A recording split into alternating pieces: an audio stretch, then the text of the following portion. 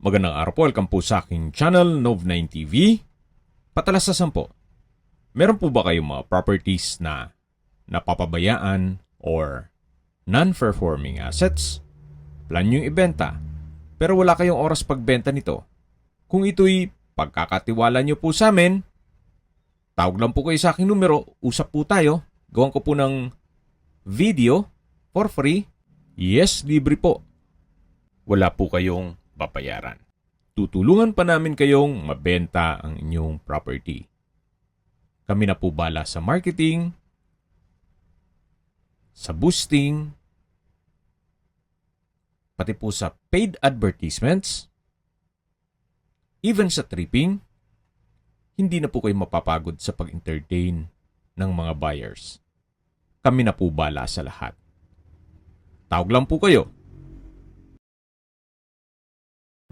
Nandito po tayo ngayon sa Antipolo City kung saan meron po tayong bagong video presentation. Isang 3-story house.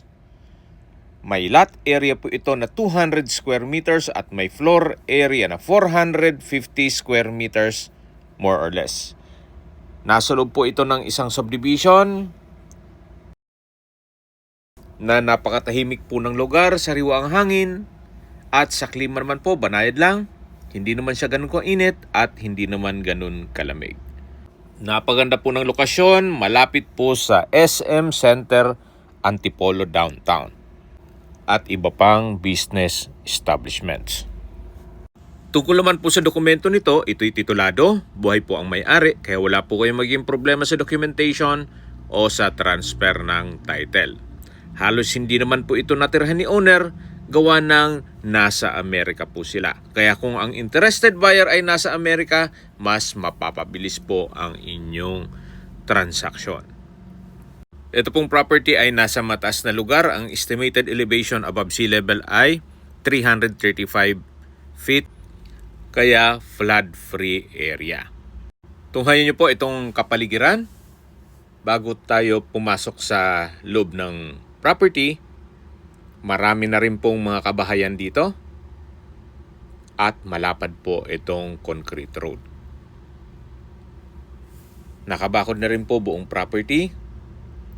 Yan po yung pasad na meron pong glass walls and windows.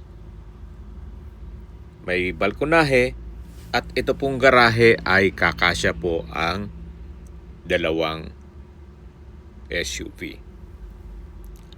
Then meron pong setback sa dulo hanggang sa likod ng bahay.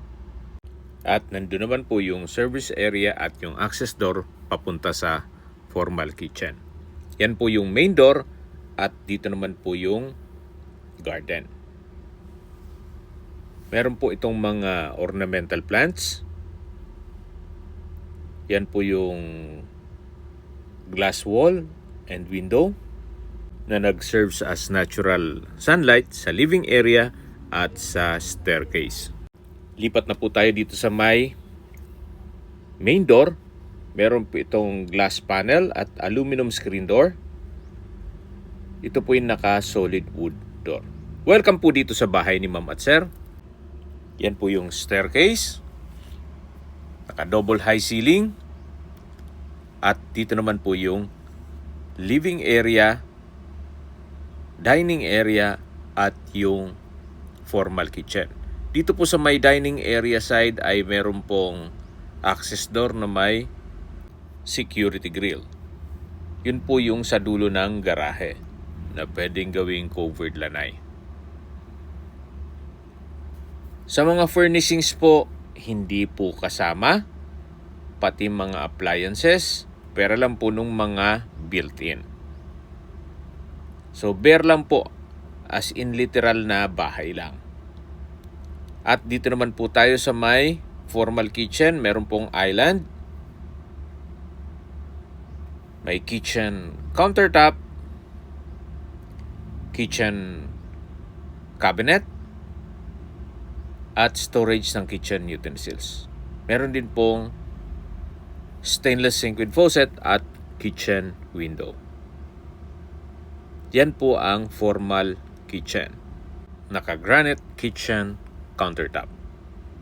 Meron din pong storage ang kitchen utensils. Ito naman po yung access door papunta sa service area.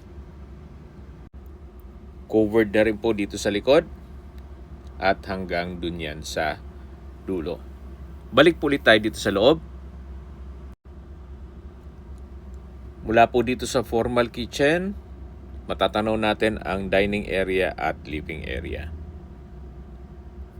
Dito po sa may dining area ay meron pong 2 kwarto na meron pong common toilet and bath. At kung meron man po kayong PWD or senior citizen sa pamilya, itong kwarto na to ang para sa kanila. Malaki naman po ang espasyo nito at meron pong glass window. Dito naman po yung common toilet and bath.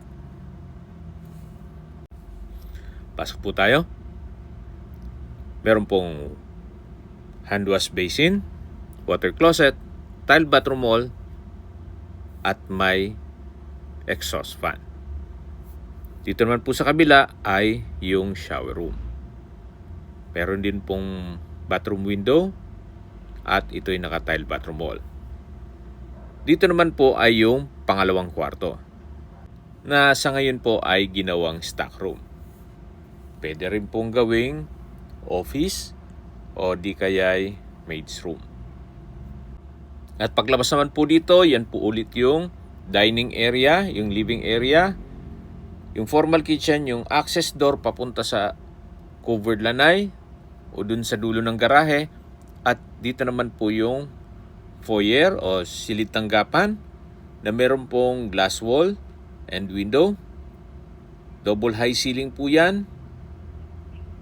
Napakaaliwalas po. Hindi nyo na kailangang magpailaw tuwing araw. Meron na po kayong natural sunlight. Akyat po tayo. Ito pong hagdan ay naka-tiled concrete staircase at metal railing. Nandito na po tayo sa second floor. May painting po itong wall dito sa may hallway papunta sa mga kwarto. Ito naman po yung access door papunta sa balkonahe. At check po muna natin itong third bedroom. Napakalaki po ng espasyo. Naka-ceiling cove design, tile flooring, meron pong glass window at split type aircon. Dito naman po yung toilet and bath. May hand wash basin, bathroom cabinet, vanity mirror, shower enclosure na naka-tile bathroom wall. Meron din pong bathtub, towel holder, may hot shower set, at dito naman po yung water closet with bidet na naka-tile bathroom wall at may bathroom window. Ito po yung toilet and bath ng master bedroom o third bedroom. Tunghayan nyo po ulit, napakalaki po ng espasyo nito. Naka-ceiling cove design, then yung tile flooring ay premium tiles po. At dito naman po yung hallway, yan po yung open below. Meron pong vintage na chandelier. At dito naman po yung hallway. Check po muna natin yung mga kwarto bago tayo pumunta dun sa may balkonahe. Ito po yung fourth bedroom.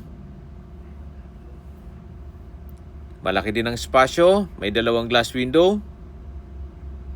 Meron din po itong toilet and bath. Ito po yung water closet with bidet na naka-tile flooring at meron pong exhaust fan at bathroom window. Dito naman po yung shower at bathtub na may hot shower set. Meron din pong malaking bathroom window. Dito naman po yung hand wash basin at ito po yung 4th bedroom. Ito naman po yung 5th bedroom o pang 5 kwarto. Malaki rin ang espasyo. High ceiling, may 2 glass window, at ito'y naka-tile flooring. Meron pong maliit na attic dito. Akyat po tayo. Dito naman po ay pwede niyong paglagyan ng inyong mga kagamitan. Meron din pong sariling toilet and bath. Itong pang 5 kwarto. Yan po yung water closet with bidet na may exhaust fan at naka-tile flooring. At dito naman po yung shower. May bathroom window at naka-tile bathroom wall. Yan po yung 5th bedroom na may sariling toilet and bath at may maliit na attic. Labas po tayo para check natin yung tinutukoy ko na main attic. Yan po yung 4th bedroom, yung 3rd bedroom, at sa dulo yung balkonahe. Ito po yung hagdan. Akyat po tayo. At dito po sa attic ay malaki pa po ang espasyo. Actually, pwede pa pong gawing 2 kwarto. Kung talagang malaking pamilya kayo. So, may 5 kwarto ka na plus another 2 bedrooms. Possible pong maging 7 bedrooms. Ito po yung kabilang side ng attic. Malaki po ang espasyo niyan. At dito naman sa kabila, kung lagyan nyo ng division, ay yung kabilang kwarto. O pwedeng gawing pang 7 kwarto. At bababa na po tayo para check natin yung balkonahe. At habang pababa po tayo, maisingit ko na po ang distance, location at travel time. Nabanggit ko po sa inyo na malapit po ito sa SM Center Antipolo Downtown. Ang distance is 1.8 kilometers at ang travel time is 7 minutes. Opo, napakalapit lang po nito sa mga business establishments. Check po muna natin itong balkonahe. Naka-solid wood door at aluminum screen door. Malaki naman po ang espasyo nito at mula po dito matatanaw nyo naman ang inyong mga magiging kapitbahay. Okay, balik po ulit tayo sa distance, location at travel time. Mula naman po sa SM Masinag, ang distance is 2.8 kilometers at ang travel time is 11 minutes. Mula naman po sa Metro Antipolo Hospital, ang distance is 3.1 kilometers at ang travel time is 12 minutes.